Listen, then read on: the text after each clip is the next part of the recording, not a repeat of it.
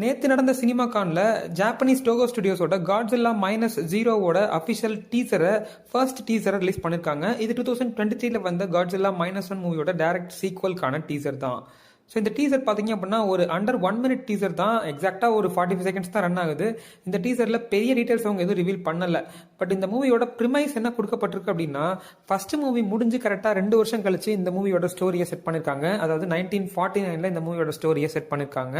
So அந்த மூவியோட எண்டிங்கில் survive ஆன அந்த ஹீரோ ஷிகிஷாமா அப்படின்ற அந்த கேரக்டரும் அந்த கேரக்டரோட அவங்களோட வாழ்க்கையை எப்படி நடத்திட்டு இருக்காங்க அப்படின்றது தான் இந்த மூவியில் நம்ம பார்க்க போகிறோம். பட் ஷிகிஷாமாவை அந்த ஹாண்டிங், அந்த மான்ஸ்டர் அட்டாக், அது மட்டும் இல்லாம அந்த அட்டாக்ல இருந்து அவர் மட்டும் சர்வைவ் ஆயிட்டார் அப்படின்ற அந்த கில்ட் ரொம்ப போட்டு தாக்கிட்டு இருக்கு. இந்த டைம்ல பாத்தீங்க அப்படின்னா காட்ஸில்லா ரீஎமர்ஜ் ஆகுது. அது எப்படி பாசிபிள் அப்படின்னு நீங்க கேட்கலாம். ஒரு சில யூடியூப் சேனல்ஸ் என்ன சொல்லியிருக்காங்க அப்படின்னா 2 காட்ஸில்லா இருக்கு பாசிபிளி அப்படின்ற மாதிரியும் சொல்லியிருக்காங்க. ஒரு சில யூடியூப் சேனல்ஸோட தம்ப்நெயிலையுமே அதனால பார்க்க முடிஞ்சிச்சு. பட் அதுக்கு வாய்ப்பு இல்லைன்னு நான் நினைக்கிறேன். நான் ஏற்கனவே 2 இயர்ஸ் முன்னாடி போட்ட ஒரு வீடியோல சொல்லியிருந்தேன், காட்ஸில்லா -1 மூவி அந்த மூவியோட எண்டிங்கை கிளிஃப் ஹேங்கர்ல முடிச்சிருந்தாங்க.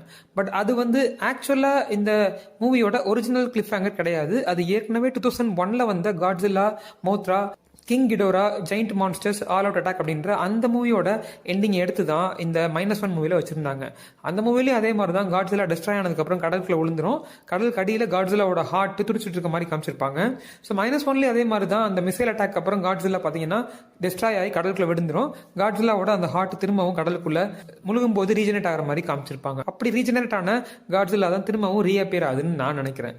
இந்த 45 செகண்ட்ஸ் டீசர்ல காட்ஸில்லாவை 2 டைம்ஸ் காமிச்சிருக்காங்கன்னு நான் சொல்லியிருந்தேன். ஸோ ஒன்று கடலுக்குள்ள இருந்து வெளியில வர மாதிரியான சீனு, இன்னொன்று இந்த டீசரோட ஃபைனல் மொமெண்ட்ஸ்ல காட்ஸில்லா ஸ்டாச்சு ஆஃப் லிபர்ட்டிக்கு பார்த்தா நடந்து போற மாதிரி காமிச்சிருப்பாங்க. இதுதான் ஒரு பெரிய ட்விஸ்ட். ஸோ இது வரைக்கும் ஜப்பானை புரட்டி போட்ட காட்ஸில்லா இப்போ அமெரிக்கா பக்கம் தன்னோட பார்வையை பதிச்சிருச்சு. ஸோ ஸ்டாச்சு ஆஃப் லிபர்ட்டி நியூயார்க்ல தான் இருக்கு. 2023ல வந்த காட்ஸில்லா -1 மூவி $15 மில்லியன் எடுக்கப்பட்டுச்சு. $115 மில்லியன் கலெக்ட் பண்ணி கொடுத்துச்சு. அது ஒரு சர்ப்ரைஸ் ஹிட். அது மட்டும் இல்லாம ஆஸ்கர் அவார்டும் வாங்குச்சு பெஸ்ட் விஷுவல் எஃபெக்ட்ஸ்க்காக. ஸோ இந்த மூவி கண்டிப்பா அமெரிக்கன் ஆடியன்ஸையும் அட்ராக்ட் பண்ணுன்றது எந்த மாற்றமும் கிடையாது. இந்த டீசர்ல 2 டைலாக் தான் பார்க்க முடிஞ்சிச்சு. அந்த டைலாக் என்ன அப்படின்னா அது இங்கிலீஷ் டைலாக். அதை தான் நம்ம நோட் பண்ண வேண்டியது இருக்கு. அது ஜாப்பனீஸ் வாய்ஸ் கிடையாது. அது ஒரு English voice. If there operation fails maybe we will finally get to use it அப்படின்ற மாதிரியான ஒரு டைலாக்.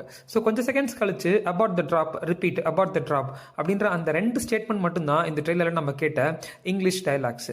ஸோ எந்த ஒரு ஜாப்பனீஸ் டைலாக்ஸும் இல்லை. அது பாசிபிளி அமெரிக்கன் வாய்ஸா கூட இருக்கலாம். அதனால தான் கடைசியில் காட்ஸில்லாவோட பாதம் அமெரிக்க மண்ணில் பட்டிருக்கு. இந்த மூவியோட அஃபிஷியல் ரிலீஸ் டேட்டும் அனௌன்ஸ் பண்ணிருக்காங்க. ஜப்பான்ல நவம்பர் 3 யூஎஸ்ல நவம்பர் 6 ரிலீஸ் ஆக போகுது. So first Japanese film to be released for IMAX theatres.